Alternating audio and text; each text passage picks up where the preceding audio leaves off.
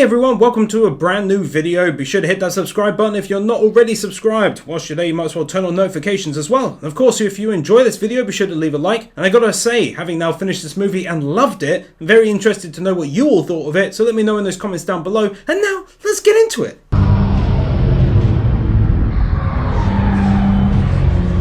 Like, you gotta admit, this is a pretty decent cinematic type shot, the invading enemy streaming through the sky on fire as they enter the planet. On top of that, the music nicely sets the tone, and even though we're less than 1 minute into the movie, it already feels different in tone to me than a usual Dragon Ball type project.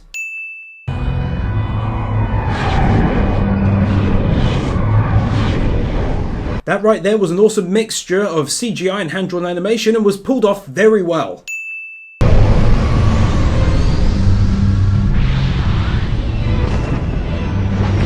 Oh shit, they're pulling out some nice looking shots in this movie so far, huh? It truly has a completely different feeling so far for me.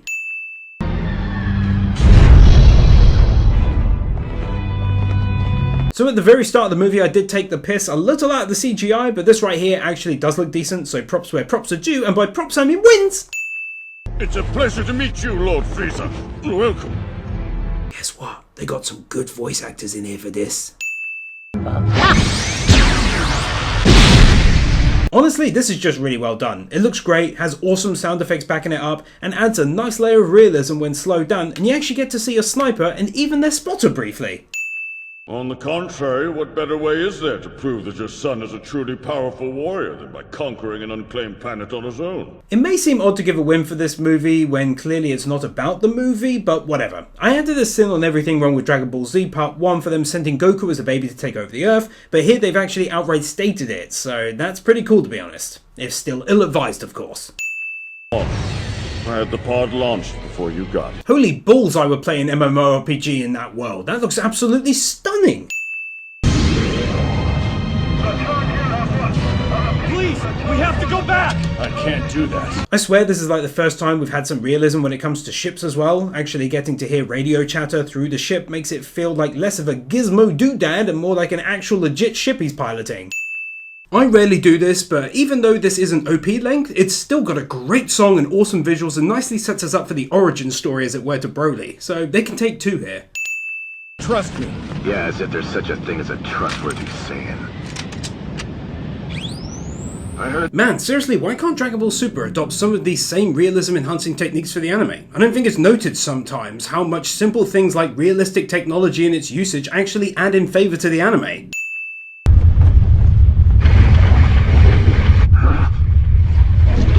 For a bunch of unique and weird as hell looking creatures.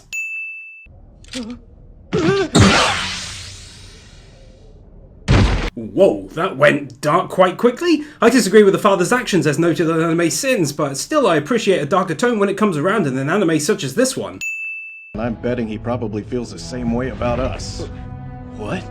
The Frieza force has grown extremely large. For real, this is again what I was talking about at win number 12. How great does this look? Because it actually looks like they've landed on a planet and there's people milling around and people working and ships flying and landing. It looks fantastic and again adds realism up the yazoo.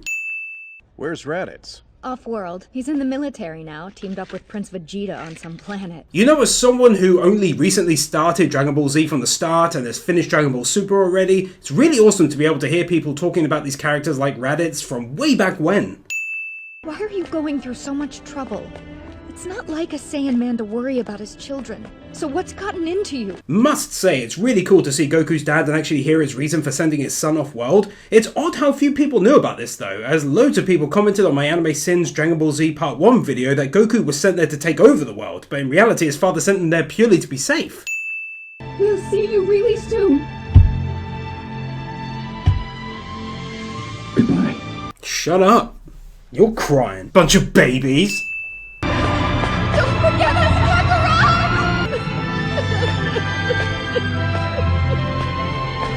Once again, another example of raw realism just not seen in the anime really, where you've got a parent truly feeling sadness and guilt for having to send her son away and the scene is just beautifully well done. Actually, they can go ahead and take 2 wins for this.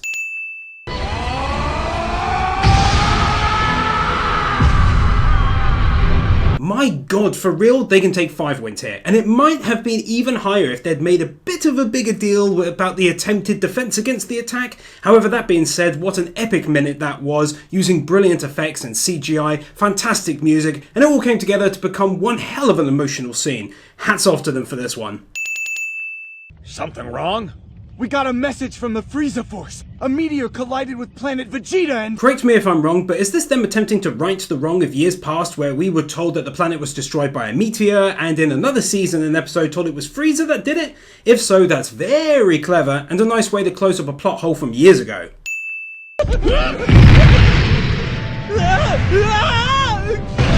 This awesome ass looking shot to the ass. But why only 5 centimeters?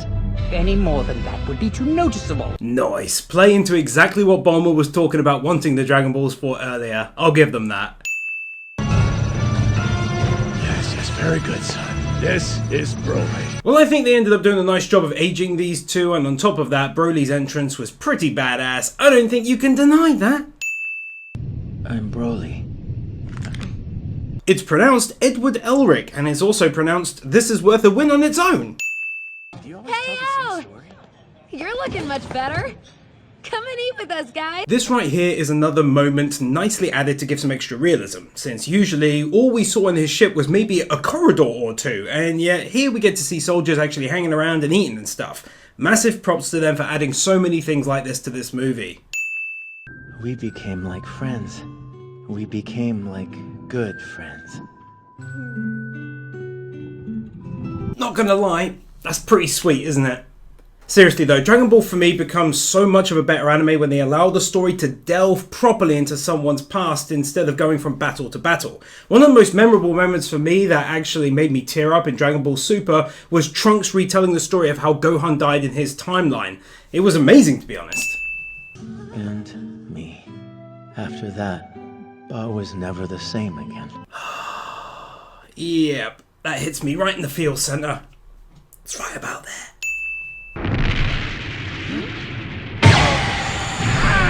Was about to sin on anime sins for them letting it go, and then Vegeta did that and it made me laugh, and then I wrote this right afterwards.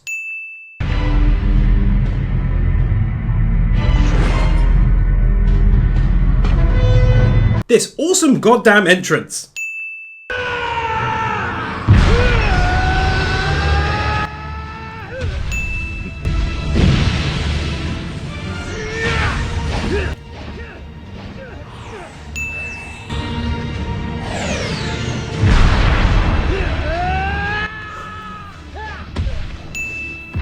You're not half bad. This might end up being a pretty good warm-up.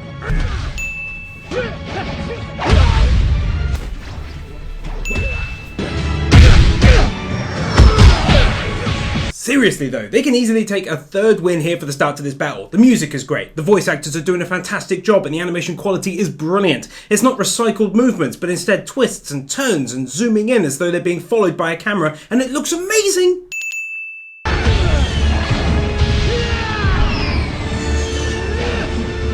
God damn boy, calm down!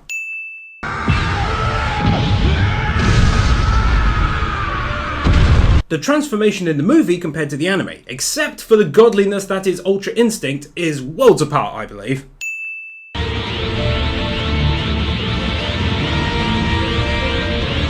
This rotation is very hard to pull off, and yet they seemingly do it effortlessly.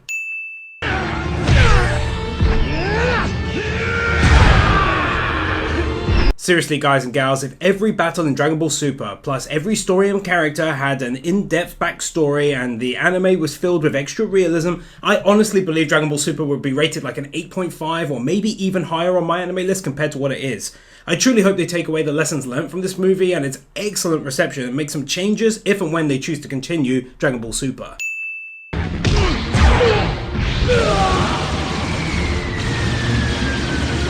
This is difficult to write a script for. It looks beautiful, not much else to say, but whoa!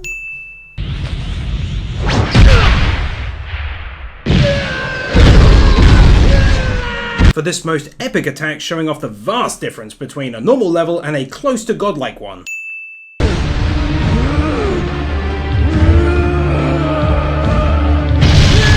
Broly transforming like a real and true boy! Plus those effects just look awesome, much like Ultra Instinct, which looked incredibly epic, let's be honest. You know, I've really given a win for the voice actor, but I feel like I gotta drop a second one here because it's amazing just how different his voice is compared to when he did Edward Elric. They're like completely different, and that's brilliant.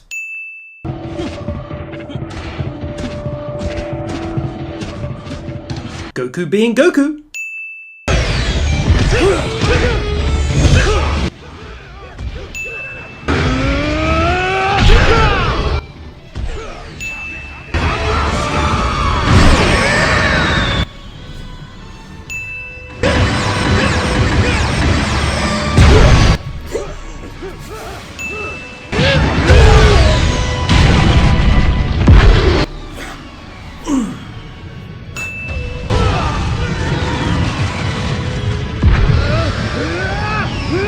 Massive props to them switching to so many different cinematic styles whilst animating this amazing battle, going from normal Dragon Ball style to a revolving spin to first person to third person. It's insanely good.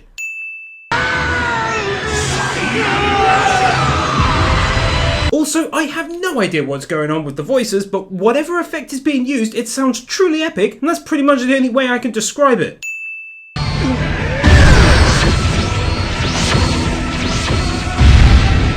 Sometimes watching this and flicking back to my script, it often feels like I should have just uploaded the entire movie as this video. However, YouTube wouldn't like that, so here we are. Broly will be killed. I can't let that happen. Then it'll all be over. A win here for the father actually stating that everything will be over, everything he's done if he allows his son to die here. I had been waiting for something like this considering he gave up everything he knew in order to rescue his son in the first place.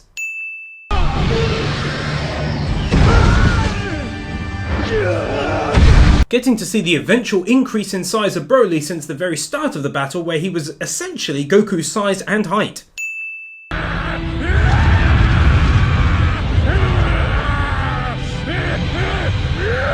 I did eventually get used to the old lady Goku voice, like honestly I could largely forget about it, but this right here is why I think the dub is better, because during a power up like this, it just straight up sounds manly as fudge!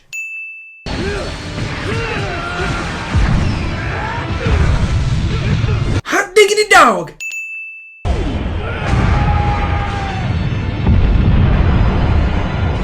B-U-T full CGI on that attack.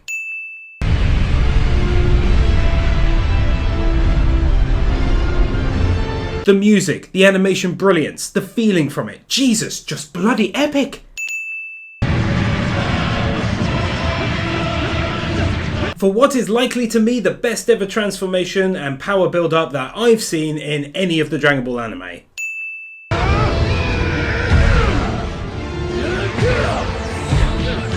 Jesus, just when I thought the one-on-one was absolutely out of this world, they add in Vegeta to the mix and then we get even more animated brilliance as it then goes 2-on-1.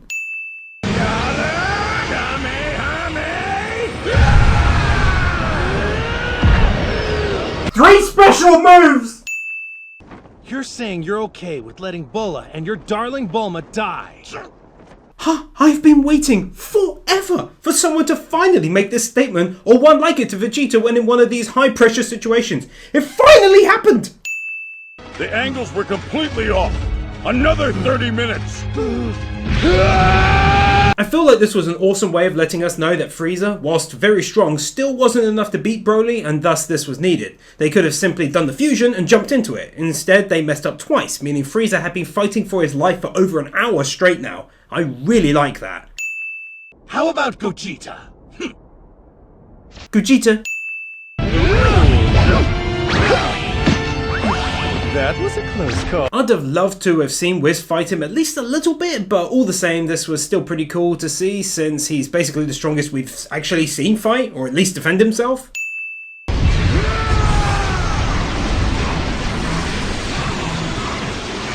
Hahaha, this music!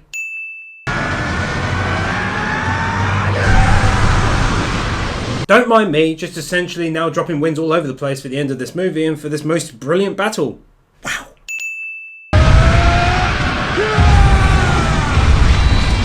I didn't even know what the flip is going on anymore. What was that crystal thing? I like this a lot.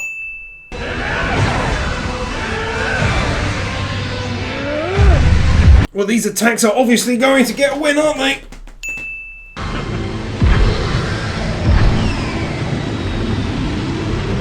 Yeah, that'll also definitely do the trick. Just check out the smoothness of this spiral flight avoiding Broly's attack. It looks stunning even when slowed down.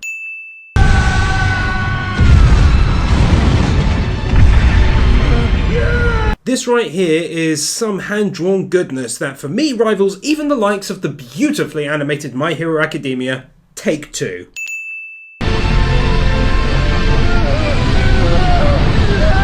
Oh, this final attack from Gogeta. What a brilliant finale to this most awesome battle. Another 2. See ya! A nice little mix right there of hand-drawn animation and CGI. So, Broly, are these guys your friends now? Don't ignore me! I asked you a question! Man, you really gotta love how Goku basically never seems to lose his super friendly nature no matter what's happened. I was so sure my strength was getting close to its peak, but then this guy showed up and was so much stronger than me. So they can take a final win for this ending. I think it was done really nicely and in such a way to keep Broly in the story for the future, which is great. On top of this, props to them for managing to keep Frieza in the story, tied in with Broly, as well as by having him standing by until he can take in Broly as one of his own, basically. The end to this movie can take a final 2 wins. So this movie is one I'd heard a lot about, people saying they loved it and so forth. I was a massive fan of Dragon Ball Z back in the day, and I thought Dragon Ball Super was okay and oftentimes bordered on boring and also great. But this movie blew me away. I think they added a ton of stuff that I absolutely implore them to continue doing if they ever continue Dragon Ball Super, which I believe they will. Adding a few touches of realism helps a lot. It can also make a scene more serious if you need it to be. Adding in those awesome echo sound effects during battle added a different badass vibe to the anime I'd never felt before. They could also continue the excellent character building from this movie as seen through scenes with Goku's father and Broly's upbringing, etc., which would definitely be preferred. So this was my take on the movie. I give it a 10 out of 10 personally, but I'm interested to know what your thoughts are on the movie. Did you like it or not, and why? Let me know in those comments down below. If you haven't watched the Anime Sins version, ensure you do whenever it's released, which could be already by now. I think you'll enjoy it if you like a good laugh. If you enjoyed this video, hit that like button and ensure you subscribe if you're not already. Thanks so much for watching, and I'll see you in the next Everything Great About video.